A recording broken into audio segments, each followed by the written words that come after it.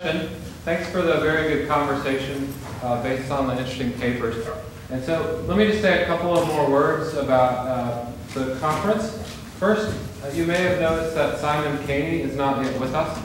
That is due to the snow in Newark. He was due to fly yesterday from the UK through Newark, and his flight got canceled. He'll be joining us. He may join us for dinner, but he gets in this evening at 6 o'clock, and he'll definitely be with us tomorrow.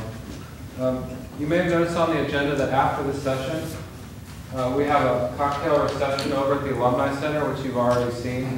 That's why you did it. It's a very nice venue, an alumni center built around an historic house that was donated to the university and driven down the street and re-sited there, and then became the centerpiece of this alumni center, also called Jepson. But we'll have dinner in the actual dining room of the Bottomley House. But before that, we've got on the schedule a half an hour for what we called, what did we call it? Conversation? Videotape conversations. The idea that we have here is for Thad or I to sit down with you in groups of 2 or 3 and do a short YouTube kind of clip. So Jennifer, what do you think the key elements of global health justice are? Or, so we have to condense our work even further. Sound bites now. Think of it as cocktail party conversation to invite people from on YouTube to come to our site. Creating global citizens, or at least global consumers of our product. The book and our ideas. So, good consumption. But we'll have fun with that. And then we'll look forward to a nice dinner and then get you back to a relatively early evening. So, this session... So wait, about the timing. So this says 5:15 to 6:15 videotape conversation, yes. But the reception is 5:30 to 6:30? We're going to pull you out of your fun reception and we're going to pull you into the library and have you sit down and talk. So some of you will be all liquored up. And so you'll have the more interesting conversation. Do we have a couple glasses of wine first? Yes. Yes. Better for YouTube that way. Yeah. We'll have fun, and if any of you want to opt out, you don't have to do it. But it's we've done some fun ones before. Last year, the conference was on leadership and the common good, and the Haitian earthquake had just happened, and the conversation was about how discussion of the common good affected our obligations to help, or also the causes of the social causes of the earthquake and its devastation. So we'll see how it goes. This session is with Dave Crocker and Dan Finn. We're going to look at issues of democratic leadership, transparency, corruption, all kinds of questions of perhaps citizen agency and democratic questions of leadership. So, thanks a lot. I really probably shouldn't have accepted the invitation to this because I've been in Morocco for 3 weeks directing a study abroad group with 20 University of Maryland students. But one reason I did is because the first time I've begun to think in writing on leadership questions. I direct an undergraduate program, 2-year program, freshman and sophomores, 150 students, called Public Leadership. And by that we mean leadership, citizenship, and civic engagement, very much like the emphases here. And so I couldn't resist bringing together some of my evolving thoughts about leadership and leadership studies, which I've been very uneasy about because I've seen leadership studies as often an elitist substitute for democracy. It doesn't have to be that, but often I think it has been in the past. So this paper is my first attempt to kind of begin to think about active citizenship and what kind of leadership is appropriate in that context related to the issues of social justice and democracy. This paper was triggered by, of all things, The Economist, something I get one of my right-wing students sends to me all the time, and I feel I should read it once in a while at least. And in an issue that came out right before Christmas, it was entitled something like The World in 2011, and several commentators speculated about the world of 2036, 25 years in the future. And one of them was Don Tapscott, a CEO and writer about the New Age. And he predicted a new political economy based on social networks, new principles, new ways of creating value. He saw it as a new opportunity brought about by the Great Recession, and it had several features. Horizontal collaboration instead of vertical and coercive relations, either in business or in government or in other kinds of associations. Leaders who persuade and empower from the middle rather than coerce and induce from above or outside. Active group members rule through public deliberation rather than being passive recipients of domination from above.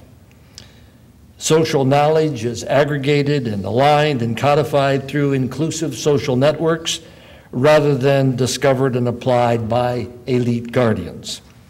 And the result is innovation and new productive value. And he applies it more specifically to governance.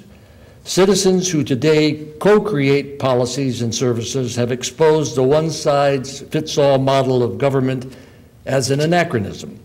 The first wave of democracy established elected and accountable institutions of government, but with an inert citizenry.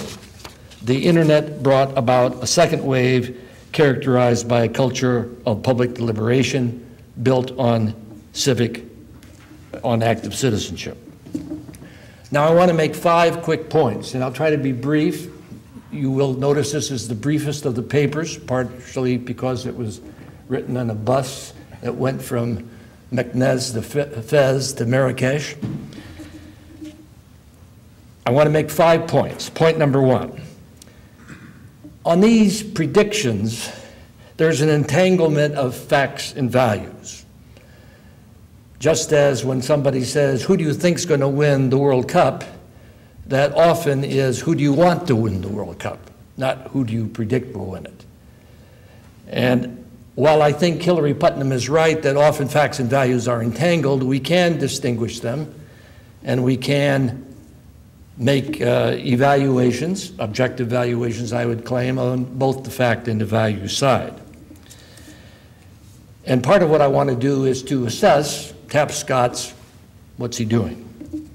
First, let's look at it, and this is the second point, as a forecast of the future, 25 years hence. And of course, are there indications right now that we're moving in that direction? And as an empirical forecast, what do I want to say about it? Is he right or wrong? Well, he's both. There is some evidence, indeed, that there are flatter governments, flatter NGOs, and business organizations. We could look at decentralization in Peru, for example. Instead of everything taking place in Lima, the new mayor of Lima is part of a movement nationwide to decentralize, especially to include indigenous peoples in various parts of the country. Lockheed Martin has a consultative relationship, even an ethics dimension of public discussion, flattening out some of the traditional hierarchy. And Lockheed Martin is not alone. If we look at Brazil, the poster child of participatory budgeting in Porto Alegre, there are more than 200 cities that practice participatory budgeting, but also health councils throughout Brazil have a mandated constitutional citizen involvement in decision-making. And Brazil is not alone. Chile and Peru and other Latin American countries are exploring their own kind of participatory budgeting. And somebody said that your paper must be, part of the reading for your paper would be the New York Times this morning. Facebook and Twitter are certainly important in Tunisia, in Egypt, perhaps in Yemen as well. And it looks as if the kind of internet revolution A jasmine revolution is beginning to take off. But I also want to answer no to the question of his forecast, because these movements often are undermined by or resisted by or captured by more traditional authoritarian styles. It's not only Kim Jong-il, not only Mugabe, but not only the Burmese elite, not only, and we'll see, Mubarak, that has to play out, but even countries that are moving toward a more open society. Take Morocco. Arguably are societies in which dissent, plurality, new concepts of the role of women are being tolerated within limits. Almost the model of Herbert Marcuse, of a kind of tolerance that's part of overall control. And even, and we saw this in Morocco, even those attempts on the part of the government to stimulate grassroots development from the top are often imposed in a kind of lockstep, one template, without preparation on the local level, without capacity building, or elites capture them on the local level, or there's a deep traditional ethos of obedience to authority, even servility, that comes out of one form of Islam, that comes out of a kind of traditionalism. So while I think we have a complexity here, part of the complexity is very different from the prediction of Tapscott. Now, the third point is, what do we do in this context? We've got to assess. We've got to evaluate the different strands, and of course there's mixtures in between these two. And to do that, we need some kind of normative criteria, some kind of a vision, rooted in the best of the past and the present, but something that emerges in and through, I think, cross-cultural deliberation and consideration. And here we need to call attention, as some of our speakers already have, to some positive and progressive institutional breakthroughs that are, in fact, existing. And we need to, what Dennis Goulet said, keep hope alive, because the possible is demonstrated by its actuality. So the third point then would be, we need a normative assessment. Now, we've seen several different attempts here to provide some criteria for normative assessment. And I have much sympathy for the ones that we've heard. What I would like to offer today would be three principles, which it seems to me are important as we try to assess the achievements or the failures of our present mixed situation. The first principle would be individual and communal self-determination or autonomy or agency. It's good for individuals and societies to run their own lives, to be authors of their own destiny, to make decisions themselves rather than to be coerced by other people or to be the pawns and victims of the forces of circumstance. Simone de Beauvoir wrote a book called The Force of Circumstance. This would be a notion of not just individual autonomy, but of communal autonomy. I like the word agency at this point, not as Matthias was using agency as someone who is responsible and accountable to the principle, but agent in the more classical sense of deliberating, acting, making a difference in the world. The second principle would be very close to something that Jillian was driving at with the notion of basic need satisfaction. Coming out of the capability approach, I'm often more comfortable with the notion of valuable freedoms or valuable capabilities, but I think the notion of basic needs and valuable capabilities are very close together and in some sense reinforce each other. But in addition to individual and communal self-determination and a real opportunity for well-being or freedom or basic needs satisfaction, we also need a commitment to equality. By equality, I would mean something like a threshold for both agency freedom and well-being freedom, which others have a duty and obligation to respect and to maintain. Now, if you have this kind of criteria, then my final point would be, let's use this criteria to assess Tapscott. And my verdict on Tapscott is that it's too one-sided, not only because he fails to be realistic and recognize all the counterforces, but also because it's too unnuanced. He doesn't recognize that the things that he affirms can go hand in glove with things that he clearly is trying to move beyond.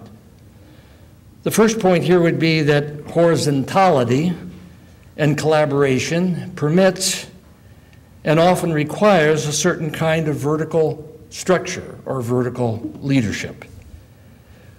We need leaders that know how to share power, rotate power, deliberate with group members, empower others to lead in certain circumstances. And here I would offer Nelson Mandela as an example of someone who was quite good at doing that. And yet, as we also see with Mandela, good leaders often move beyond the group, sometimes in Mandela's case, without notifying the group until after he was involved with deliberations with Botha and de Klerk. They often represent the group. And here one wonders about Al-Baradi and whether he may be able to play a role in representation of the community that the young protesters are not able to do. In Latin America, we often see some of the indigenous leaders as being able not only to be in close communication and deliberation with their own tribe, but being able to represent them in other fora.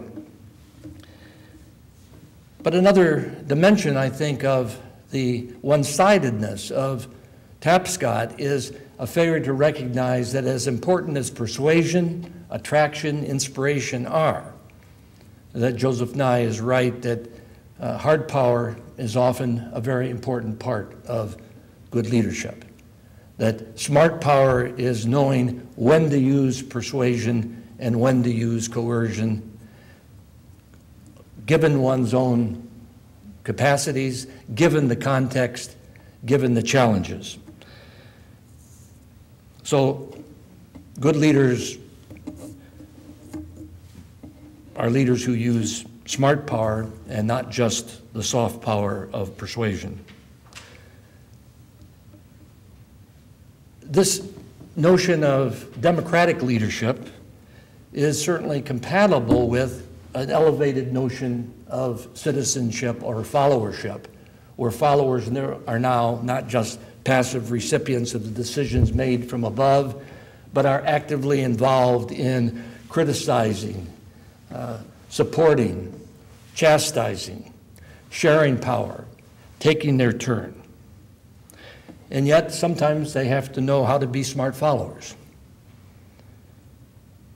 Likewise, with respect to participatory democracy, elevated by Tapscott as a replacement for the earlier wave of representative democracy. But it seems to me that we have some good examples of where the right kind of participatory democracy and the right kind of representative democracy need each other and require each other. Just a simple example in the participatory budgeting that goes on in Brazilian cities, the districts, neighborhoods, not only deliberate about their local problems, but elect people to a next level. And then that next level is in charge of electing to a next level, and there's capacity building from a top level to the level below. To learn how to deliberate on a face-to-face level is to be able to contribute to leadership in the common good on a more general citywide or even regional level. With respect to the internet, remember Mayor Daley, first Mayor Daley of Chicago, said about some bill that was before the Illinois, or the city of Chicago, this is not a pancreas. And of course he was right, it wasn't a pancreas. The internet is not a pancreas either. We all know that with respect to broadened, inclusive, deliberative communication, that the internet can be a disaster. It can be an echo chamber for people's own ideals.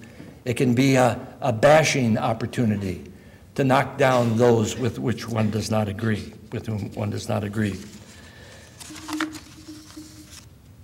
It rarely nurtures critical thinking or deliberation. But a lot depends on the context. One of my heroine, Fatima Mernissi, a Sufi Muslim in Morocco, has gone through kind of 3 stages in her own analysis of the internet in Morocco. In the early 90s, she saw it as an opportunity for young men and especially young women to be open to a whole new world. And she herself had grown up in a harem in Fez, a whole new world that had been forbidden, that had been, at least figuratively, behind the veil. But then one satellite television channel in Morocco was replaced by now 800 satellites, the overwhelming majority of which are traditional Muslim stations. It's not just Al Jazeera. It's station after station of pontificating mullahs or of various kinds or another. And so last year when I talked to her, she had thrown up her hands and said it's no longer a source of liberation. This year, to my surprise, she's saying they're losing.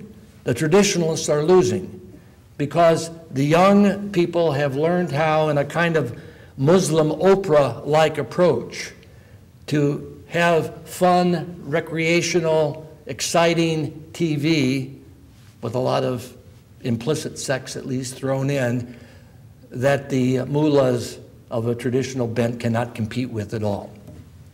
So stay tuned. We know that Facebook and Twitter, a lot depends on the context. In Iran, those that were involved were very much students that were economically fairly well off. It reached only a small strata, according to the information that I have. While in Tunisia, a much more prosperous country, with the prosperity shared, the Twitter and Facebook seems to have had a very inclusive effect, and again, stay tuned.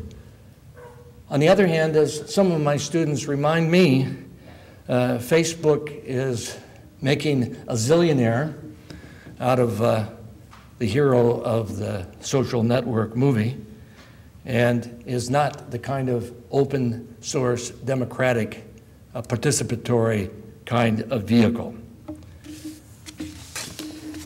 I close with one of my favorite quotes from Amartya Sen with respect to our issue of the global structures, global institutions.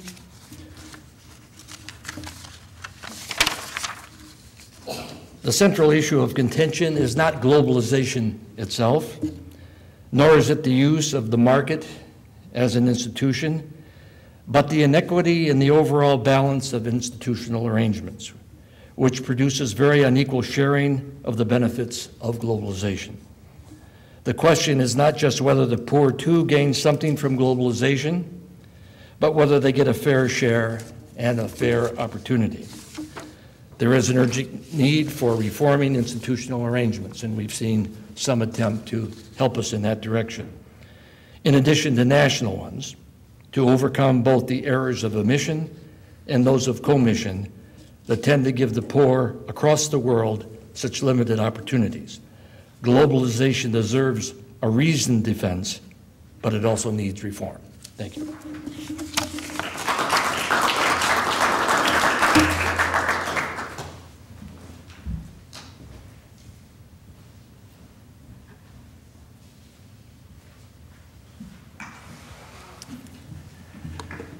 A lot of the goals that are expressed in the papers for this conference will have a great difficulty in being accomplished. And in this country, at least, and it may be true elsewhere as well, one of the main reasons, one of the main factors that stands in the way is a dramatic resentment of government, a dramatic suspicion about government in this country, and I think maybe elsewhere too. In many quarters, even a real anger about government, that somehow they are trying to do these things to us. And there are many factors in that, but I would propose today one of those factors to think about is our inadequate understanding of power. And that for most Americans, we understand power that comes down from others on top of us, but we find the power we exert totally invisible. We don't do that kind of stuff. And I think that makes us naive about power and makes us resentful of government without realizing the ways in which power has to be wielded. I first began thinking about this in a different way about 10 years ago when I began, I was heading up a affordable housing campaign in the church-based community organization where I live. The campaign actually turned out pretty well. We got the 5 cities that make up this metro area to agree on a common affordable housing policy. It was the first one in the country. But in the process, we each had to go through some so-called week-long training. This is part of the Gamaliel Network, one of several networks of community organizations in the U.S. And of course, here, and these are all churches, so these are all Christians in the room, and they're grilling us and teaching us. And one of the questions they ask is, well, do you want more power? And of course, those of us who've been around the organization for a while knew what the right answer was. It was supposed to be, yes, we want more power. But none of the Christians in the room could say, yes, I want more power, because we have this sense that somehow power is a nasty thing, and it so often cuts moral corners and pushes people off and all the rest of that. So I've been reflecting on that in the meantime, and came across this analysis of power that I find the most adequate, although I'm no expert on all the possible analyses, by a philosopher named Waardenburg. And his argument is that there are 3 kinds of power, but in fact, in all cases, power has to be understood as an effect in a field of operation, and that we misunderstand it if we understand it between one person and another, which is how most of us think of it. And so a good example of this, many of us are academics, is the grading that we do. We give grades to our students, and the reason that students care about grades is largely because when they finish this, let's just take undergraduates, when they finish and get their bachelor's degree, they want to either get a job or go into grad school. And the HR department will look at their grades, among other things, and it makes some judgment about them, or the graduate admissions committee. And the reason, therefore, that we have this kind of authority over them, from their point of view, is that we can influence their future. And so Waardenburg's definition of power is this relationship between person A and person B. A has power over B if A has control over some part of B's context. In this case, so we have some influence as faculty members on whether they get into grad schools or the one they want to, get the job or the one they want to get. And so there is this field relationship, and of course any of us who have taught second semester seniors knows quite well that they don't care about their grades very much anymore, and that's because most of them have either gotten a job or, although that's not so true in a recession, or they're already admitted to a graduate program. They care a lot less. I cared a lot less when my second semester in college. And it's because we're not doing anything different, of course. We're still grading the papers as usual, but on their end, they don't care as much anymore. It's that field relationship. So if we understand something like a magnetic field as the idea here, that the person in power has this influence. So as I indicate in the paper, Waardenburg describes force and coercion and influence as the 3 kinds of power. And unfortunately, it's true in Christian ethics, I think it's probably true in philosophical ethics, we often think of these things as somehow necessarily bad. But there are, in fact, cases where using force is perfectly moral, and you would probably do it yourself. If you had to prevent your neighbor from re-entering the burning home to save her kid, you might hold her back because there's no hope of ever coming out alive. Force is the preventing of someone physically from doing something. Many times, of course, it's immoral, but a moral judgment has to get made. Coercion is the big one, because I think it's the one that happens most often, it's most essential, and the one that we don't want to name. And Waardenburg defines coercion as a threat that has the effect the person in power wants. So I say, you do this or this will happen. You worry about that other thing happening so much you decide to do it the way I want rather than the way you want. And in this sense, then, coercion is an effective threat. We tend to use the word coercion as somehow just a nasty thing that some people do. But in fact, grades are a kind of coercion. You will not pass this course unless you do the assignments. I'm making a threat. Now, there are other things involved besides a threat. There's also care for the concern of for the student and the learning and all the rest of that, but we have to admit the threat is there, and the threat is quite important. Parents do it to their children. You know, sorry, you cross that road one more time without my being there, and you're going to pay this penalty. Huh? We have to have it. I don't drive any more than 5 miles an hour over the speed limit because I might get a speeding ticket. The government of my state is coercing me to keep because I fear getting the speeding ticket or other problems. And as a result, I drive the way I should, better serving the common good, I think, than if we all just decided how fast we want to drive. So this is a really important part of life. I think coercion is part of the software that lets life boot up every morning. Every family, every organization, every university, anything has to have coercion involved. Ideally, we don't rely on the coercion. We do these things for the right reasons, and we have a wonderful job if it never feels like we're being coerced ever, because we do what we want, and that's what they want us to do. But we all know at times there are people, and even ourselves at times, for whom the fact that the IRS is going to prosecute us if we don't file by April 15th gets us to file by April 15th. These are ordinary things that are very important. So that I think we need to recapture in ethics this awareness that talk about coercion as a morally appropriate part of human life is really important to accomplish many of the goals we've talked about. And it's been talked in different ways already. David was just talking about comparing soft power with more appropriate uses of what I would call coercion. I think it's there, but we aren't very specific about it at times. The third kind of power is influence. Not all influence is power, but even if I'm trying to I could try to persuade someone of something, and you might be persuaded, and I have no way, to my knowledge, that I can affect your context, so that I cannot make any threat. If you don't agree with me, something's going to happen you don't like. So there's not much hope of my having persuasion tinged by power in this audience. But of course, in the classroom, I would like my students to understand certain things and even be persuaded by certain things. And yet, I also have power, right? And so there is this moral ambiguity in the classroom about our persuading students when, in fact, we can also change their grade. Now, I go to considerable lengths to persuade my students it will not affect their grade, what they think. Although I have colleagues for whom students will say, if you agree with the prof in that course, you're going to get a better grade than if you don't. And we all know we have colleagues like that.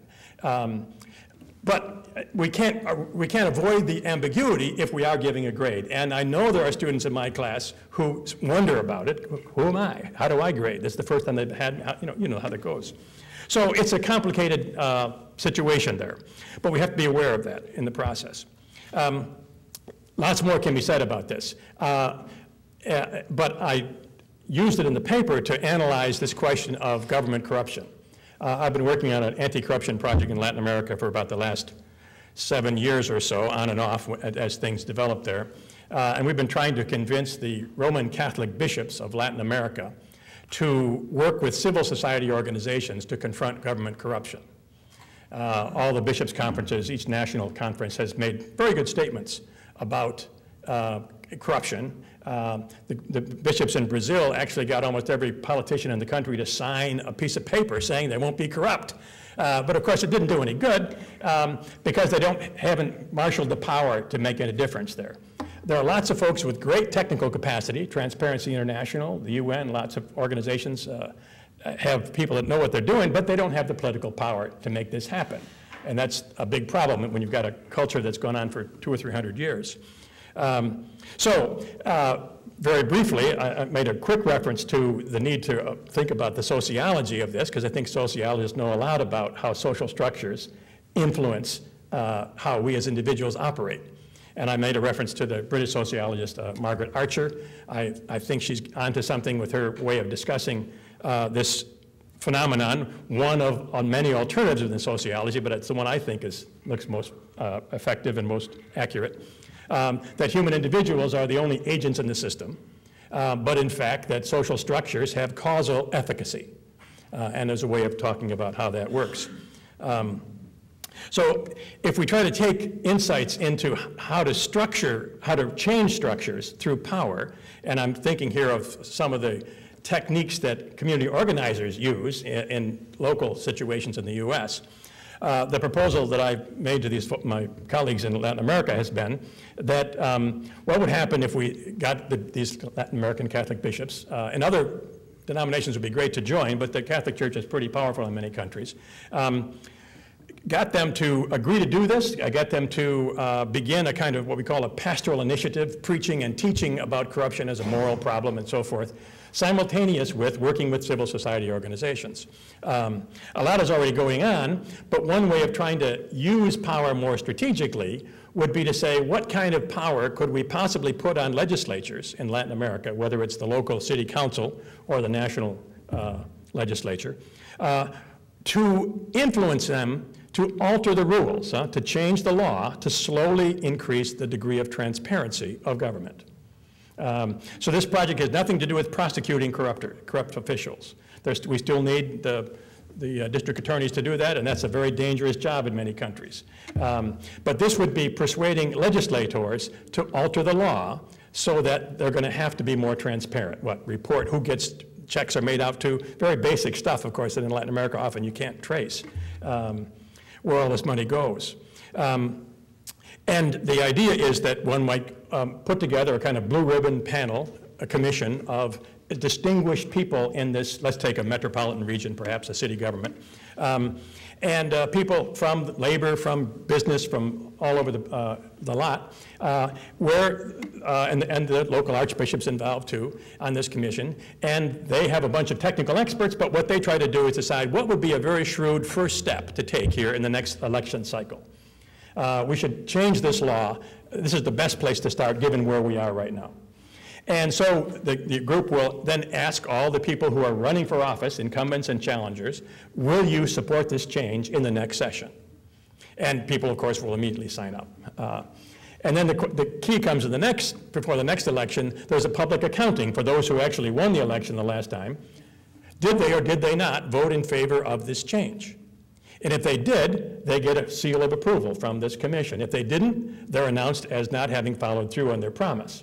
This is only going to make a difference if this commission has influence in the electorate. This is the field in which these people want to get reelected. And if this issue is important enough to voters that they will list it maybe in their top 3 issues at the next election. Not many people are going to think it's the most important issue because there's all kinds of differences in party and ideological battles and all the rest. But if this commission could swing even 5 or 10% of the vote, that could be significant enough to get legislators to say, okay, I better play with these folks and make these changes time after time. Which means, of course, the commission will be congratulating corrupt officials, because corruption is still going to go on. This is just a tiny change in corruption.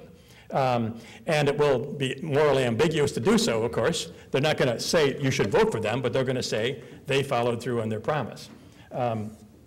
The idea being that you want to create this field of influence and have power over these legislators by having some influence with the electorate, applying this analysis of power. So it would be a very slow process. It would take decades, but I think it's naive to think you could turn the 300-year tradition around in 15 years or even 5 years, some people would hope for. Many virtuous people have taken over as the mayor or the president of a country and have had no luck in changing the system. It's so deeply ingrained. It has to be a very slow, long-term process. But it would seem that one of the tests of leadership, this would be a pretty dramatic case of an abuse, that what happens in these issues of government corruption, but that the case would also be true for leaders at the local level, for deans and for people, heads of committees and so forth, is to be more strategic about the issues of power, and often that's about coercion. What threats are we making? Obviously we want them to be moral threats, but there are going to be threats, and how can we best use that to get the result we want? In fact, we do this all the time, we just don't name it that way. It seems somehow nasty to present that we're arranging threats against each other. But in fact, we as institutions want to set up those threats. You don't get tenure unless this happens, this won't happen unless that happens, all the time. But that somehow our ethical discourse rarely acknowledges this dimension of power that is so ubiquitous in daily life. And I've got a PhD in ethics, and I never heard it. We talked about power in the big negative sense. I did a little study of all the encyclicals of the popes in the last 110 years. These are the main Catholic doctrines, documents for official teaching for the church. And power is used there in 3 senses. The third sense, the one I want to use, is mentioned about, I'd say, 1/2 of one occurrence in this whole thing. It's not even clear the first time. The other is God has power, and the other is that official governments, legitimate governments, have power.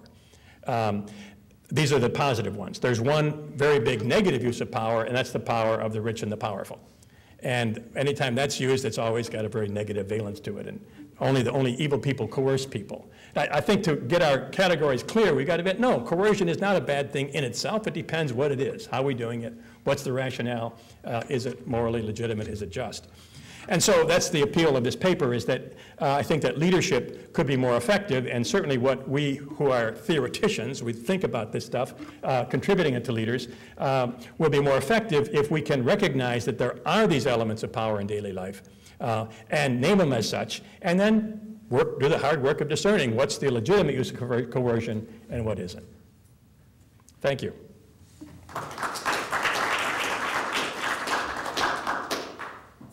Thank you very much, Dave and Dan. Would you both come on up and sit up front and lead our discussion? There's a lot of interesting intersections here with what we've talked about already today. And some of my colleagues are here from the Jepson School. There are a lot of good intersections with some of the discussions of power and influence in the leadership field as well. So the floor is open. We have, good job, until 5 o'clock, in fact. I have just a question for Daniel. It's also something I just don't necessarily know the answer to. But I know that there's corruption in particular institutions, and then there is countries with sort of wide-scale cultures of corruption. And I can imagine rooting out corruption in particular institutions that are corrupt. That happens quite often. So you have a Prince George's County in DC where I live, terribly corrupt government, and then you have to have outside forces come in and sort of clean the government out, and you hope for something better. I wonder if there's ever been an example historically of a country with a widespread culture of corruption that ever got out of it. Because I can't think of one off the top of my head, and it might be something that we're just powerless in the face of.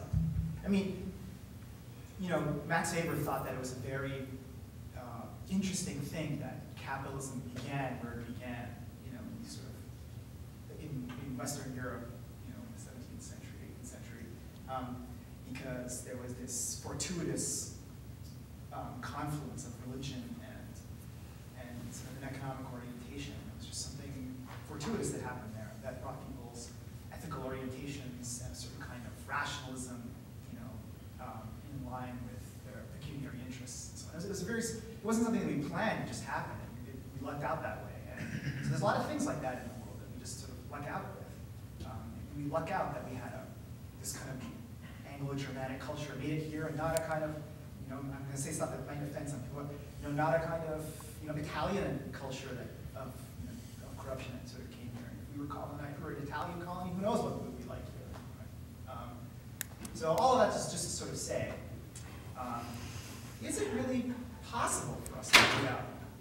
I can see rooting out corruption in particular institutions, but a culture of corruption that takes up an entire society. Aren't we powerless? Are we powerless to change that? Well, my sense is that there are degrees of corruption. For example, I live in Minnesota, and if the mayor of Minneapolis fixed one parking ticket, he would not get elected the next time. I'm sure of it, if it were public. The mayor of Chicago, it's a very different world, and yet, in some sense, we have a lot in common. And as you look around, there are a number of examples, in fact, that David gave even, Porto Alegre in the south of Brazil has transformed a culture of corruption when it comes to government budgeting. So it seems to me that it's possible, although I don't want to be a Pollyanna about it. Obviously, this is very, very difficult to alter because it is so deep. So I don't want to be glib, but it seems to me that on the one hand, it's completely inefficient. There's a tremendous loss of economic value through this process. And it isn't just that it goes in somebody's bank account. A lot of it just gets dissipated besides. So lots of people have interest in changing it, and that's the grounds on which I have some hope. It isn't just a moral conviction, which many people hold. But I think if there were actually real hope for transformation, a lot of people would get behind it. But right now, people just shrug their shoulders. You can't do anything about it, so there's no hope. David, you may have some reflection on this too. I agree. Seeing it as a matter of degree, not either or, but more or less, but also different kinds of corruption, I think, some much worse than others. So what's sometimes called speed corruption, of being able to pay somebody to take your place and go through to get your driver's license is one thing. Another is pay to play, which is what we've had in Prince George's County, and hopefully our new county executive, Rusher and Baker, will be rooting that out. But we've had a deep culture of corruption in Prince George's County, and I think is part of the general point about long and slow incremental change, but changing kind of what Whitehead called the climate of opinion is very, very important. Yeah, so first, the sponsor, I mean, I don't know what sense Western civilization is inherited as an Anglo-German. What about Rome? Is it was Roman law, particularly the word magic, but that's just, isn't that particularly Italian institution? Anyway, that's a second point. So this is a point for David. So here I just want to plug some of my wife's work, in fact, who writes on networks. And I always thought one of her big points that I always thought was a good one is, people often talk about, networks are brilliant. So, yeah. And hierarchy is bad. And right. Power top-down, right. Bureaucracy is bad. Right. Networks are great. Yeah. They're fast, they're innovative, they're flexible. Yeah. But what she argues, it seems to me a sensible point, and this reflects then on how we might think about leadership, is it depends what you're trying to do. Right? So in some cases, hierarchy will work a lot better. So in cases when you have to motivate people under somewhere where there's a lot of problems with free riding, you need centralized sanctioning, or where goals are indeterminate, so there's lots of disagreement about goals. Hierarchy is going to be a much better form. If you have a network in that situation, you're going to have, you're not going to be able to accomplish anything. And then in other cases, networks where the goals are well defined, where there's not as much problem with free riding, where innovation and decentralization can be good, then a network form of power would be a good thing. But it's not like one is better right, than right. It varies. Well, I agree with what you said. A very important book here that I mentioned in the footnote is by Josiah Aubert, called Knowledge and Democracy, or Democracy and Knowledge. And it's a kind of a network interpretation of ancient Athens, but it avoids a lot of the dichotomies that we're worrying about here, because he sees both a very participative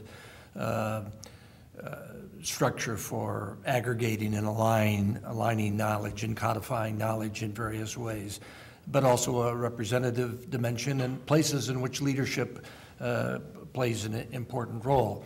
I would worry, I think, about the way you put it, in that I would kind of move to Matthias's, that we got to worry on the hierarchy about accountability, and not just affirm hierarchy for hierarchy's sake, but to say different kinds of hierarchy and different kinds of situations, with always the importance of accountability, and accountability to whom that will vary in the situation. But I think the horizontal network versus hierarchy is an untenable dichotomy, and there are times that we need to go with a pretty traditional kind of hierarchy.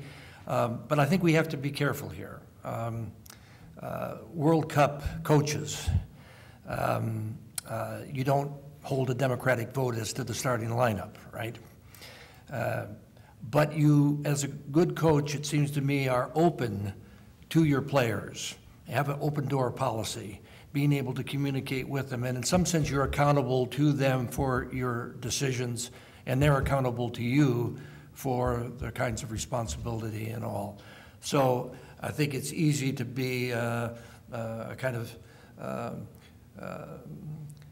Vince Lombardi in the American context view, although when we look more closely at him, he was open to his players in a way that doesn't fit the image.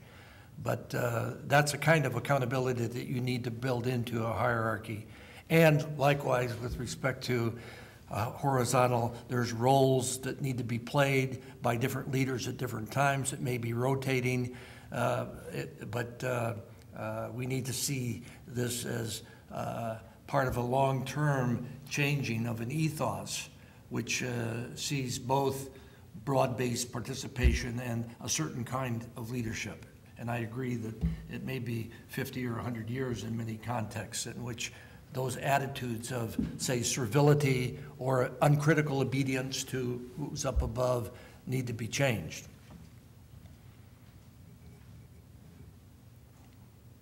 Steve? Okay. I wanted to ask something that came out of Wahid's question in a way, and also Daniel's response to it, and that's about the role of culture. Standard social science explanation for the difference between public tolerance for corruption in Minnesota and in Chicago is that there are different political cultures. Usually there's some kind of story about immigration patterns. But I wonder to what extent transparency requires some sort of prior change in political culture before it can have the kind of effects that you imagine. That there's a kind of popular condemnation of corruption where it's seen, where there's a kind of shame in being a beneficiary of corruption. I hope I'm not asking the chicken and the egg question, which has to come first. But it seems to me that though people publicly, of course, would always say that they're against corruption and would be willing to take a pledge against it, that they're always at least a little bit conflicted about that, where they might potentially benefit by corruption. And so the question then is to come back to the theme of the colloquium here. What if anything, can be done to change a culture of corruption? And then, if leadership is part of the story, how does leadership have get some sort of traction in what may be a widespread and justified public acquiescence to, and even unspoken support for corrupt government? What do you do if you all of a sudden have transparency? It doesn't have the kind of effect that you're envisioning. Well, one of the things, of course, about corruption is that nobody is publicly in favor of it. Right? You can't be publicly in favor of it. And so, I mean, you read Latin American newspaper, there's lots of editorials each week against the terrible problems of corruption, and even people campaign against corruption all the time. It's just that the campaign, I think the editorials are sincere, many of the campaigns aren't, or they're halfway sincere because they know they can't change the system.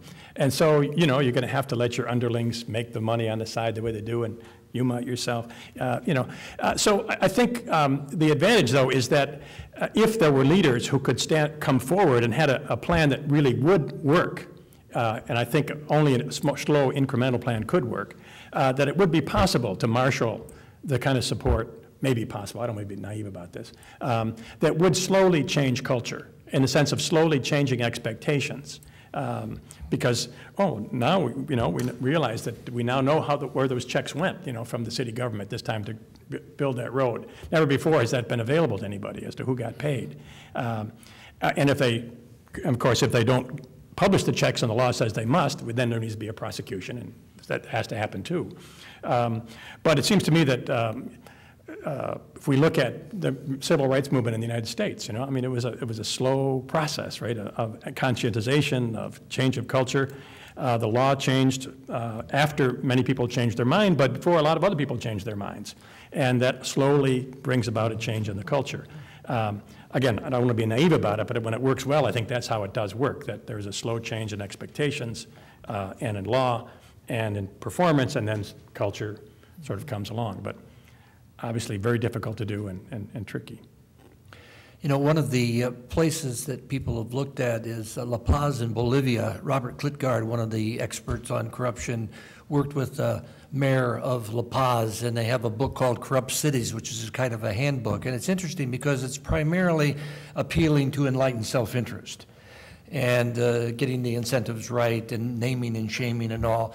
But I think that Jillian is right. We need to go beyond self-interest. And here I think that the leadership, citizenship education is a very important dimension of a kind of a slow change in attitudes about what the responsibilities of leaders and citizens are in a culture. And just to use an example, since we're in Richmond and the Civil War dimension is very prominent here, Abraham Lincoln was able to do the Emancipation Proclamation in 1863 as a consequence of a context of abolitionism, prior to that, schemes for colonial resettlement. He never was an abolitionist, but the whole climate changed over a 30-year period. And it seems to me that kind of change made possible, here's the use of coercion, of passing a law, abolishing slavery. I think those kinds of episodes,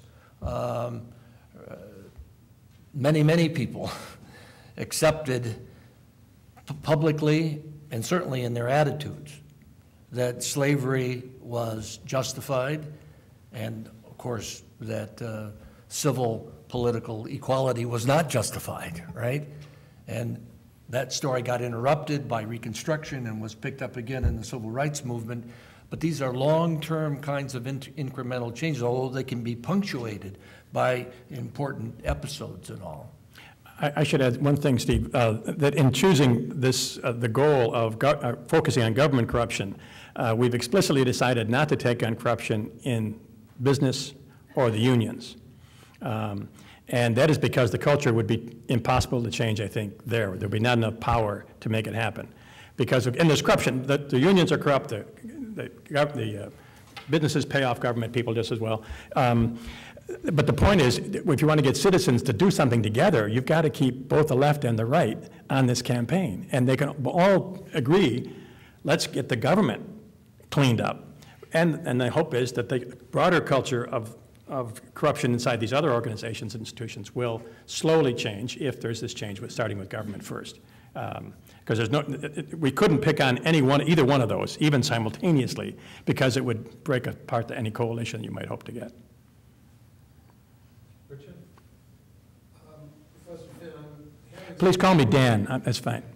Hey, Richard, could you introduce yourself? I'm Richard Dagger. I'm in the political science department and the philosophy, politics, economics, and law program here at the University of Richmond. I'm having some trouble with your conception of coercion. Yeah. I don't have any problem with the idea that sometimes it's justified. But I'm having a problem with the idea that I'm coercing my students when I tell them that if they don't turn their papers in, they're not going to pass.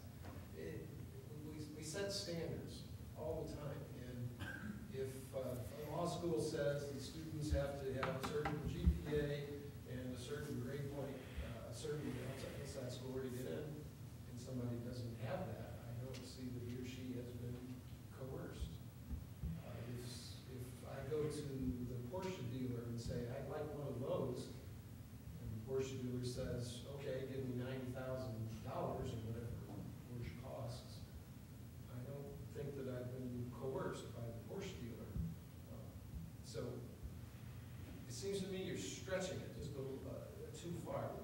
Well, I don't see coercion in the Porsche dealer, but my students understand my power much more than I do. They're aware of it, because they're the ones who suffer if I give them a bad grade. I'm not aware of that. I think of myself as teaching them, looking out for their well-being, challenging them, all the good things that we try to do. But if you ask them, you might ask your students sometime, just say, would you feel any clout that I have, any way I can harm your life in the future? If you define, you may want to use a different word, and some people want to preserve coercion for a negative thing. I'm saying that's better off to use coercion as a neutral thing that might be good or bad. But using that definition, if I say, if you don't do X, Y will happen that you don't like, and I have the power to influence Y happening. I may not be able to do it all by myself. I can't keep you from grad school with one grade, but there are enough of us together who can. Many students, I'm sure, complete that last assignment because I could give them a bad grade if they don't, right? And why do they do that? Some of them simply because they respect me and they love to learn, but I know there are a number out there who do it because they're going to get a bad grade if they don't. And why do they care about grades? Maybe mom cares, but even that's coercion, right? If my parents, what do you think? Well, I would say you and I have the authority to do these things. Maybe that's not exactly the same as power, or maybe it's a particular form of power. And then I would say I certainly can see students suffering if they don't do what I've done, but that doesn't entail that I have coerced them. It sounds like a warning rather than actual coercion, right? So let's say that you, someone else was grading, some anonymous third party, and you just told your students, look, if you don't do the exercises, you're likely to fail. That's just a warning. It doesn't sound like it's a coercion. Well, but is it not a threat? If you don't do if you do not do what the syllabus requires, you will fail this course. Is that not? I mean, we don't put it that way because we want other things to happen too. No, but can I jump in here? Please. I agree with you about the authority piece and the power piece, but I think that there's I also agree with what you're saying. I think that we have authority that goes with roles that we play as parents, as teachers, as bosses, and there is a certain contractual agreement that we enter into, the student as well as the authority figure as the teacher. And we both understand that if either of us doesn't do certain things, then we're failing in our role. But I'm uncomfortable also with calling that coercion. I have power as a professor if I tell one of my students, unless you sleep with me, you're going to get an F. That's coercion because I'm misusing my authority. But I don't think that using my authority appropriately is coercion. Okay, then maybe one would need a different word. And the question is, what is that word that we would use? Let me suggest Waardenburg's inducement. Well, it's inducement. There are various kinds of inducement, right? Yeah, both negative and positive. No, but both with power and without. And I'm trying to talk about the one with power, where I can change your life.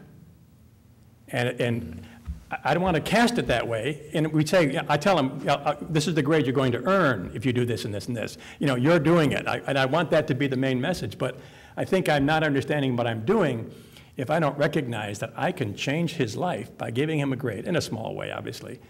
And that is an exercise of power. And how is that different, except it's a bad form of coercion, rather a good form of coercion instead of the bad form.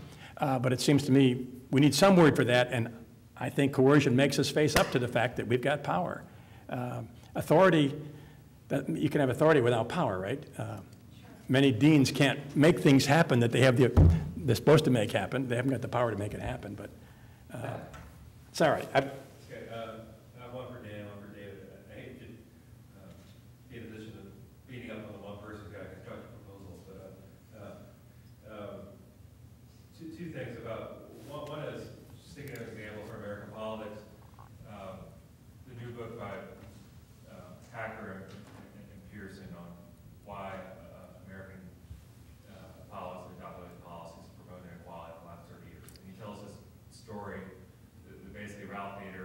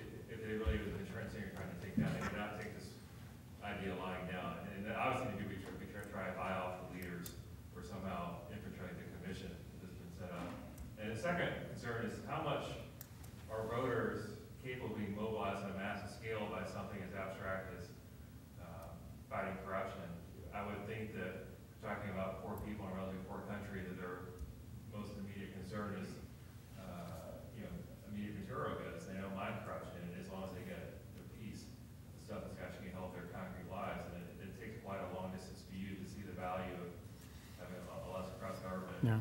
over time. And the third thing is, even if I were sort of an independent, middle-class voter thinking in a non-partisan way about who I'm going to vote for, I'm not sure there's any single issue I would want to make a single litmus test.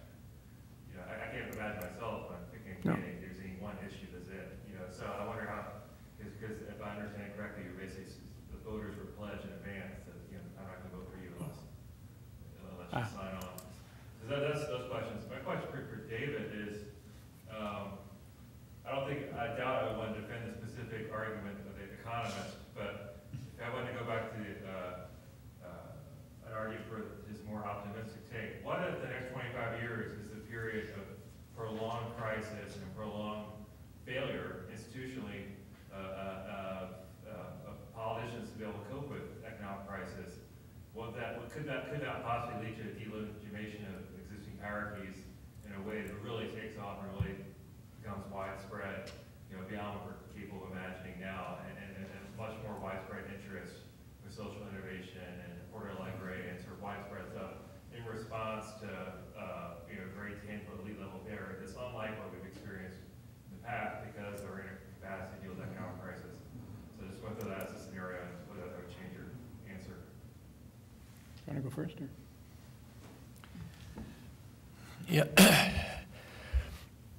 There's so many unknowns with that kind of situation, where my worry would be that what would come out of that would be a new authoritarianism rather than a new opportunity for social innovation. But I'd want to look at the particular kinds of cases. I'm much more of an incrementalist at this point, although I indicated that there may be some punctuated equilibriums that bring about some new events that nobody anticipated. I think Tunisia's up for grabs, but I worry about Egypt right now and what could happen. And even though it's I think Whitehead was right about creative instability, and but it can also turn into authoritarian repression, and I worry about that.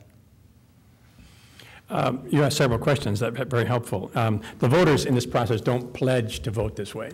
It's this commission, this transparency commission, that urges them to consider this in their top 3 or whatever in the process. The poor, you know, sometimes they suffer the most from corruption. I spent a few days in Confresa, Brazil, which is in Mato Grosso. It's a city carved out of the rainforest. 50,000 people, 1 telephone when I was there, electricity 4 hours a day. The secondary school teachers, it all happens in the evening because they're mostly subsistence farmers. They teach high school orally. There are no books, no papers, no pencils, no chalk, because none of the money that started out in Brasilia got through to the school.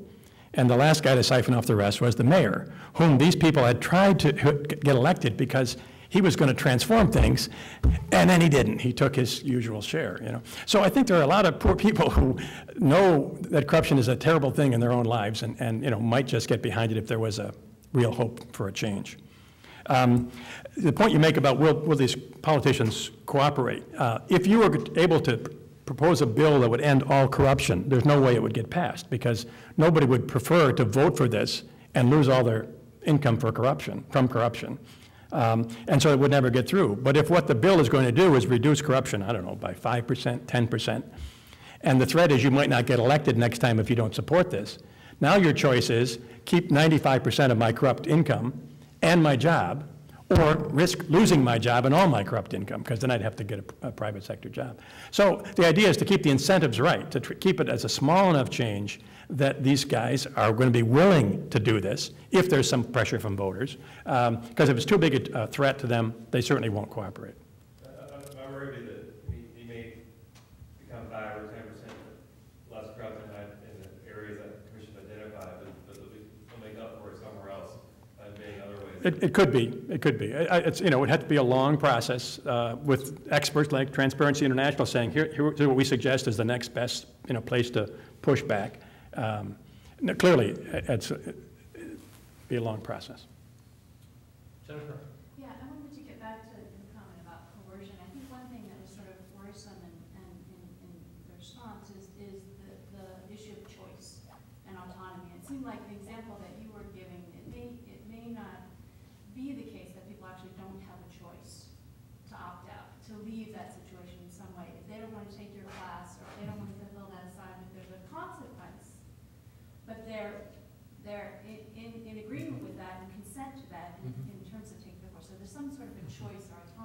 working somewhere here, okay? So whereas compared to some of the, from what I see you're trying to do in the papers, you know, coercion and power are used in a different way in terms of, in more of a paternalistic way, to use power, so for example, by the state, to reduce someone's autonomy to achieve a common good. So in health, there's lots of examples of this, right? So the CDC has the autonomy, has the power, it has legitimacy to come in and take away someone's autonomy or threaten to take away someone's autonomy to protect the public health, whether it's an infectious agent or something else. Now, there's one caveat to that, though, which is that some would say, well, actually, there was a choice at some point in that line of giving that power back with the legislative body through representation, created an agency to act on behalf of the common good, to exercise power to Sure. Act on behalf of the public. So, you know, it's sort of in some ways it's sort of, where is this choice in autonomy? Is there a choice to opt out, and at what stage is that being legitimized? Right, but I would say that even if I wasn't part of the process in the state of Virginia to establish certain laws that I must now obey while I'm here, the autonomy may not be the only value we're caring about here, right? In general, we want to carry a lot about it, but the fact that I'm constrained, the fact that I receive a threat and I concede and I don't do what they say is illegal to do, I don't find that a threat. It doesn't have to be a threat to my autonomy, in other words. In fact, in most cases, we would probably agree with these laws, that there could be a quarantine of somebody who's, you know, deeply ill, and we would hopefully concede, do what the law requires, not because we're threatened, but because we think it's the right thing to do. Right, but the power, they can still take away your liberty. They can do it, that's right. As a result of having this legitimacy to act right. coercively. And I think life is full of these situations all the time, and I think grading is one of those, where there is hopefully a really positive relationship going on here, and that's the dominant reality. But there is also this relationship of power underneath it someplace, so that it's much easier for me as a student to want to do well in this course because I like if I also know I could be penalized if I don't. Just like other things I might do that the law requires, that I can still do out of virtue, even though the law requires it, right? And so, but I'm just saying, I think we ought to, I'm appealing that we should recognize the fact that this substructure of threat is there many, many times in life. It's a quite appropriate thing that it should be there. And we got to find a name for it, and I would call it coercion. There's good coercion and bad coercion, and we got to make a moral judgment about it, just like there's good force and bad force, good persuasion and bad persuasion. That's what I'm claiming. Can I just jump in here also? This is a really fascinating discussion. Part of it is definitional, and it's about what word we're using. But there's more to it I want to mention. But I've tended to use the word coercion. I think a number of us have, and this is why it's difficult. Coercion is forced choice or the lack of consent. And even in the driver's license question, there's this, you can talk about hypothetical consent. Even if you come in from out of state, you can imagine that some democratic process set the speed limit and so on. So this consent coercion piece is important. But I think at the definitional level, the distinction you're making between some amoral category, which is the capacity to influence, does require some normative judgment about whether this influence making is positive or negative for certain effect, and that requires the moral judgment. I draw on the distinction that French and Raven use, a classic sociological discussion of the forms of power, and we have it, and Tom Wren has it in his leadership textbook, positional power, which is the power you have because of your position, which is often called authority, although I think that is immoral. Are you authorized legitimately or not?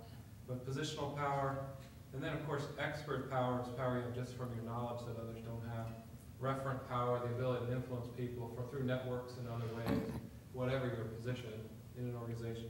But then this reward, and again, they use the word coercion, and I bring this up in class, saying a better word for here than coercion would be negative reward, because the coercion implies that same problem, the definitional one we talked about.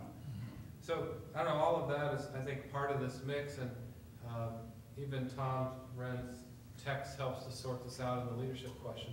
They're all important. But I want to, Mike, I actually have a question. And it risks drawing Matthias back into the conversation. And this first question that Andrea asked about accountability and the 3 steps to make accountability effective, one of which was, you said, the power to use sanction over the other. And I wonder, I could probably get the exact wording. The access to sanctions to penalize A if A falls short of B's expectations and action. And I wonder if and you were talking about, do you really mean sanction? And I wonder if you're talking, Matthias, about something more general than just sanction as some negative thing, but really the capacity to influence. The inverse of that might be to offer rewards for people, for instance, who are accountable or who are transparent in their actions, as opposed to sanction, which implies, which we know through the social psychologist in the room, Al Goethals, will tell us that negative influence has less motivational power than positive rewards. And I wonder if that's what you meant by sanction. Actually, it's something about capacity influence, but it might not be using, well, coercion if they aren't accountable. Well, I mean, at this very general level of talking about accountability, the idea here was to express that effectiveness of account giving also depends on the recipient of the account actually having an impact on the person who gives the account. Right? So the way I tried to put this earlier, I think, was, it must make a difference for you as the account giver, what you are doing about this. And so, yes, there's a broad notion of sanction, right? So a reaction that affects the person who is giving the account, and that could be either negative or positive.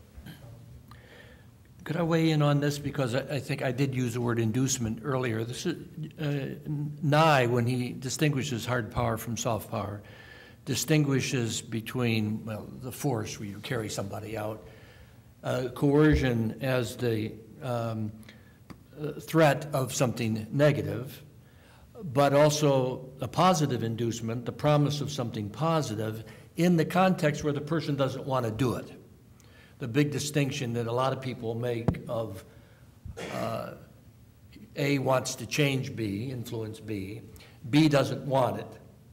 You can either get B to do it by threatening or promising something, and sometimes we even use the word coercive offer here, an offer you can't refuse, something that's so good. And then that would be distinguished from the soft power side, which would be inspiration, persuasion, which respects the autonomy in a much fuller kind of way. I think one thing that Nye leaves out that I'm interested in here is the role of deception. Because deception, I think, is a hard power move, which doesn't end run around autonomy altogether, because you don't say what you really mean, and you get somebody to do what you want them to do, they don't want to do, or they wouldn't want to do if they knew what the truth was. So it seems to me this is another place where deception is an instrument, and sometimes I would say it's morally justified to be deceiving, just like it's morally justified to be coercive in your sense, or to promise people things, grades in this case, good grades, right? Even though they wouldn't want to write the paper if they didn't have that. Now, of course, some of our students want to write papers regardless of whether the grades are there or not, as sometimes happens after the semester is over when they say, I know I can't change my grade, but I'd like to write it again because I think I can do better and I want to see what you say. Now, that's a different kind of relationship. Oh, for sure, yeah. Yeah. Peter. Thank you. The pendulum swings back and forth between corruption and coercion. The two C's. We'll think of this when they see it on the tube. May I swing it back to corruption for a second? Thad's remark about people wanting the peace and the inevitability of corruption reminds me of a letter that Augustine wrote in the 5th century, and he sensed the inevitability of corruption. He'd not been to Minneapolis, I suspect. He'd only been to Chicago. He'd only been to Chicago. But he began began by noticing that the boundary between a bribe and a tip, I forget the Latin, but it's inconsequential, except my translation, was really a very porous one, and ended by saying that perhaps moral suasion, a moral sanction to the level of corruption that was inevitable might divert significant funds to philanthropic purposes by those few effectively, compellingly persuasive folks. Has that been tried in, you're both familiar with far greater chunks of this planet than I am, and with the 20th and 21st century, but has that been tried, that attempt to sanction and yet divert? I'm not sure that I really understand what you mean by this. What's the diversion? The diversion would be to take, divert in Augustine's letter that a certain portion of the bribe/tip would be dedicated to philanthropic purposes in exchange for moral sanction. In a sense of moral approval, you mean? Moral, yes. Sanction is a funny word. It means opposite things, yeah. I mean, that's one of the reasons that the Catholic Church has some problem with this, is that it is involved in corruption in many ways. In fact, lots of their donors are very corrupt families who, support them. And that's the main aversion that I can see in the process to taking this on. Well, there are also some people who just sort of individualized Christianity down there. But I'm going to guess that Augustine wrote this later in his life rather than earlier, but I don't really know when. Well, mid-career. Okay. The big question for me is, did it happen before or after the sack of Rome? Because if you read The City of God, he wrote that in 10 years, in the 10 years following the sack of Rome, a very sort of pessimistic view of what government can do in life. He was much more positive about government before. But, so I don't have any easy answer. I think that the proposal I was describing is one that you would live with corruption for a long time, on the grounds that we're going to slowly reduce it, and in the long run, do what we can to eliminate it. So it's a sort of concession, as that would seem to be, that this is a difficult issue to change. We all know it, and we're going to be very slow about it. We don't have to approve of it, but most of it will keep on going in the usual ways in which most of the philanthropy, by rich people who are corrupt comes from their corrupt earnings, I mean. Well, what brought it to mind is that you were, I suppose, giving some ground in terms of the semantics of coercion, looking for a softer coercion. Is there a similar effort looking for a softer corruption? Oh, I'm not aware.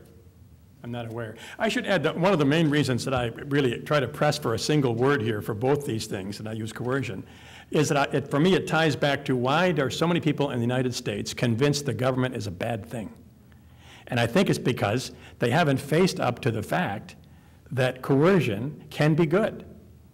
Anything that would challenge my autonomy has to be terrible.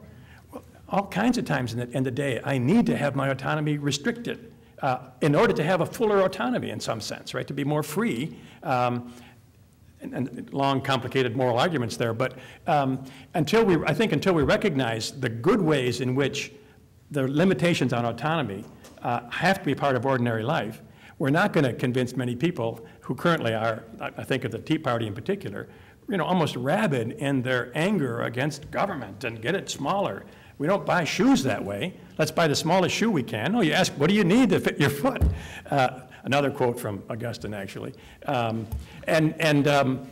so it seems to me that should be the question for government. What do we need from government, rather than let's get it smaller? And I think part of that is this misunderstanding of power. Can I respond to that? Please, yeah. I completely agree with the project as you just defined it. And I guess I just want to push you, because I think it's not nuanced enough yet, because I do think that there is an important distinction. Because I agree with you, I think coercion is sometimes necessary and sometimes helpful. But I also think that there are certain relationships that are more contractual, that are not coercive in the sense that you're defining coercion as, I do something that I wouldn't ordinarily do.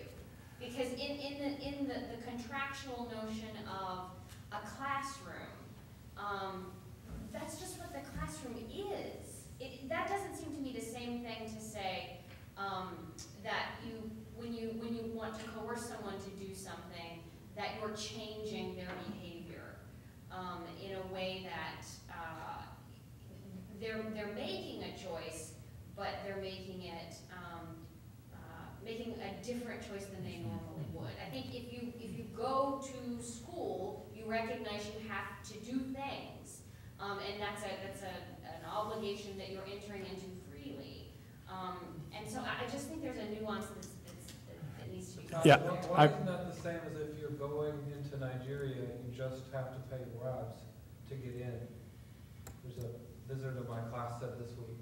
I mean, why isn't that the same, and you're just having to accept the system? Well, yeah, and I don't know, but I would also want to ask the question related to a point you were making earlier about how are we defining corruption and who's making those definitions, because in certain cultures, if, you know, it's a tip, and that's a very different understanding than a bribe, and it's not, and that then again goes back to basic questions of economics. Is the person who's asking for the tip or the bribe making enough money to, you know, feed their children? You know, so there are larger economic questions associated with corruption that are not taken into consideration in the shift you're calling for. But I would think that a contract is one of the classic examples of coercion that voluntarily entered into.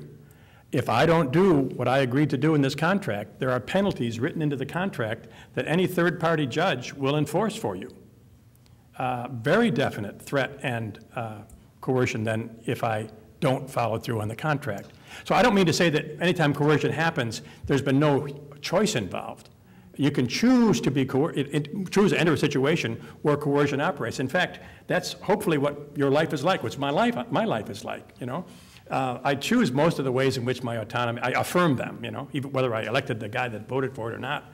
I affirm most of those laws because I think they're good for people. They're good for me, even though I'd rather, you know, drive 85 right now because I'm late for the next meeting. But so it seems to me that coercion doesn't mean that there's no autonomy involved. It simply means that in this relationship, however you got into it, I have power over you, and I make a threat saying, and threat sounds pretty negative too, but I don't know what else to say. I say, if you don't do X, you're going to pay the price of Y. And sometimes students are willing to pay Y, right? Some students are willing to take the F or the D and don't seem to care too much. I can't make them do it, obviously. Coercion doesn't make them. They have to choose to do it in their autonomy. It's what they decide is better to do than not. Jillian's been very patient. I like your analysis a lot, and especially trying to harness power in preventing opportunities for corruption. I wonder whether we shouldn't also go further and give more power back to the people. I like your proposal, so this is not a rival. Sorry, it's not a competition, but to complement what you're doing. It seems also in response to what Tad said, the suspicion was that the people, especially poor people, are not really affected by corruption. And I share your analysis that in fact, in many cases, the poor are afraid of people. No, I didn't say they weren't affected by corruption. The argument was that they wouldn't necessarily be motivated by it if they were offered as an alternative to have a greater share of material goods that could directly keep them from starving. Right. With understanding that could be corruption. Right, and I see in many cases of the sort you're referring to, where they don't have chalk and books and so forth, in schools that just reflect on the Tunisian case where the chap was just trying to sell his fruits and vegetables in the market every day, had to pay a fee to corrupt officials just to set up his stand. And eventually they take away his scale, he just simply can't earn a livelihood. That's the kind of widespread corruption that I think is going to, we really need to focus on. So how do we deal with that? I wonder whether providing mechanisms, if you like, of WikiLeaks for people affected in these very basic ways would be another route in which we can harness the power of people to bring to attention the petty corruption that affects their livelihoods very greatly. So someone who doesn't have chalk in the schools, even though the central government has promised them chalk, goes to the WikiLeaks, corruption WikiLeaks, and goes, well, hey, you know, this official said we can have chalk, we don't have chalk. Yeah. You know, holding people accountable and saying to them, well, you said we could have chalk, where's your accounting for it? At least asking the question and providing a mechanism Yeah. And it's pervasive. One of the things I always do is ask the cabbie when I go from the airport into town about corruption. Do you have police that hassle you? And a number of cities, all you get is, yeah, they stop me. But I think strategically the question is, where do you start? And you could start trying to put cops in jail for doing petty corruption, but that's not really going to change the system. I think where if you can change at the upper level, let's say the city government and how it budgets, and making it more transparent and all the people, more people involved in the process. I think that can change the culture, which eventually then will lead the police to stop doing this for a number of reasons. They may have more money to get paid better, and they may also realize that people won't stand for it. But I think if you just start at the bottom, there's not much hope of that going up the line. I'm not suggesting either or. I understand, yes. And perhaps maybe both need to happen.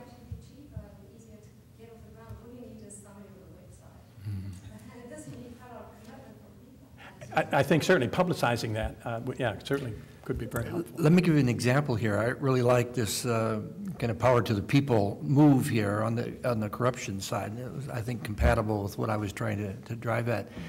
A recent change in Morocco is interesting here because cabbies were overcharging not only tourists but also Moroccans and getting away with it.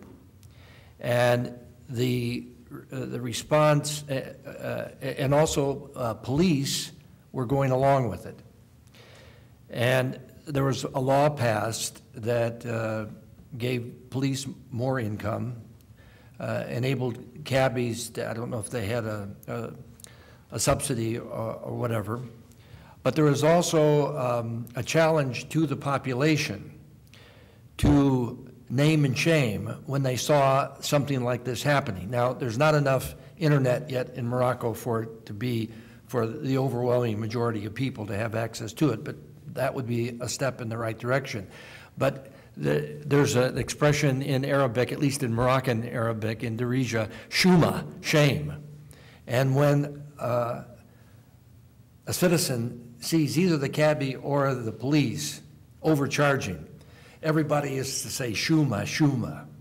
And this then has a kind of a citizen reinforcement of the law that is now passed. And I think it's this kind of thing that you have in mind here of, and it's not just self-interest, it's more, it's in addition a notion that to be a responsible citizen means we have to do this kind of thing when we see it. I want to continue to be the voice of pessimism. Please, yeah. Sober us up. I thought that Jillian took care of the skeptics and the pessimists early on. You know. I know, I was almost moved. I had two thoughts. And one thought was, I think there's a big difference between corruption of the kind that's, okay, you have to pay a certain kickback to get something done. Like you have to pay an extra $100 to, get your permit to go into Nigeria or something like this, where it's predictable.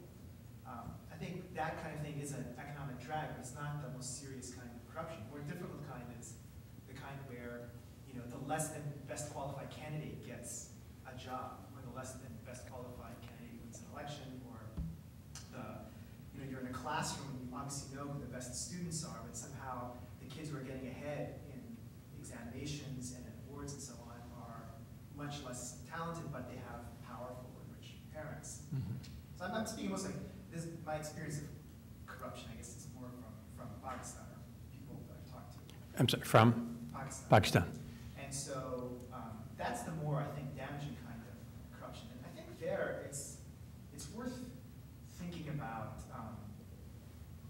why it is that this corruption happens. I mean, part of it is monetary, but I think also one shouldn't discount how young these institutions are that are sort of put in place. Like the institutions of government in Pakistan are very young, and a lot of corruption happens because there are much, much older systems of sort of tribal loyalties and ethnic loyalties that continually reassert themselves, and people believe in those things more than they believe in these central. They don't believe in the mission of these institutions. They believe more in their tribal affiliations and so on.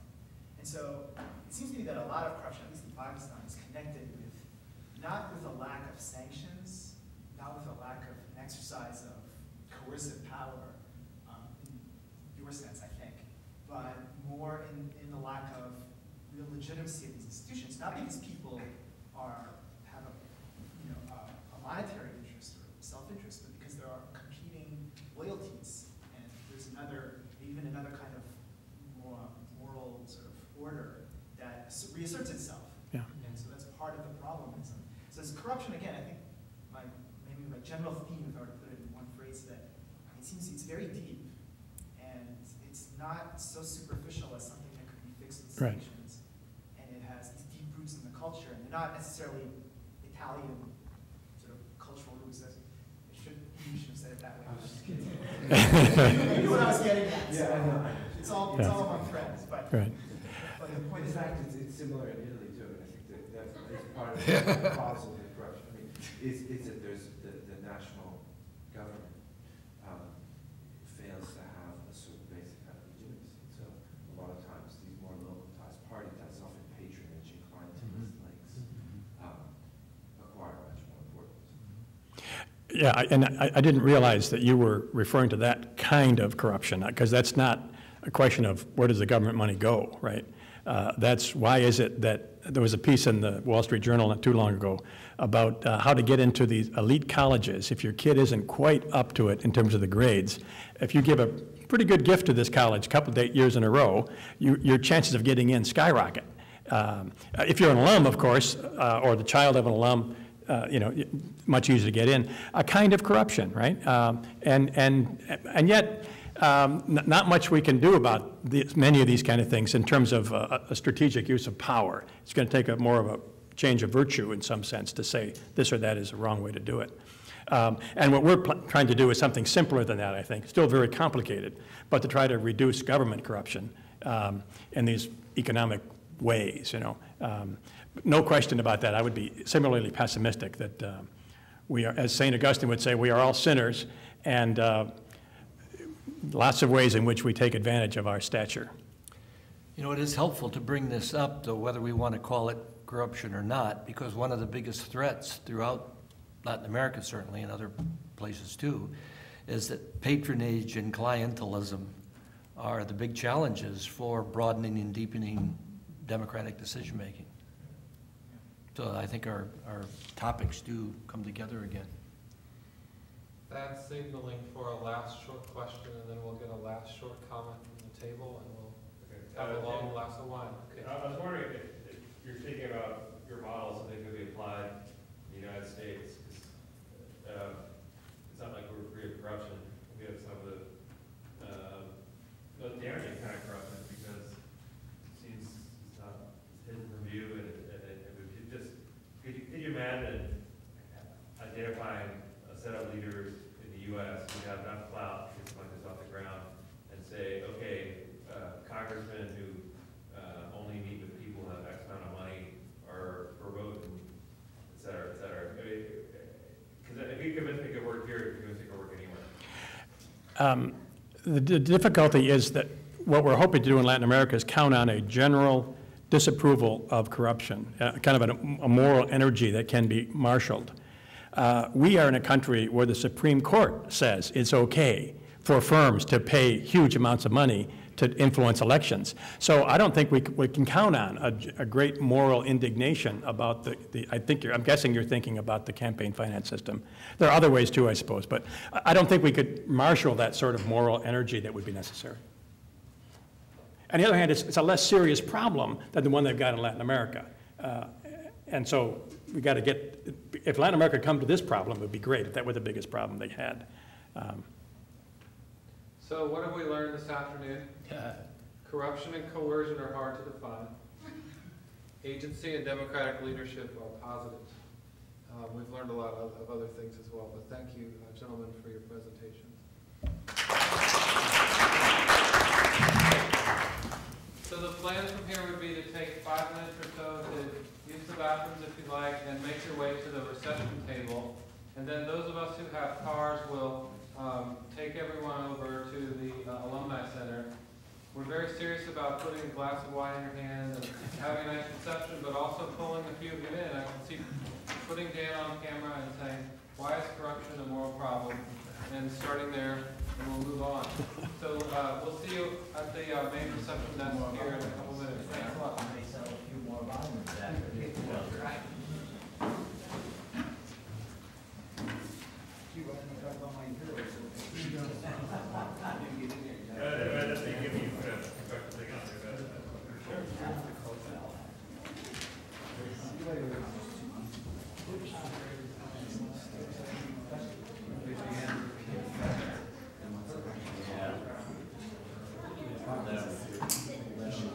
Hard-working weekend.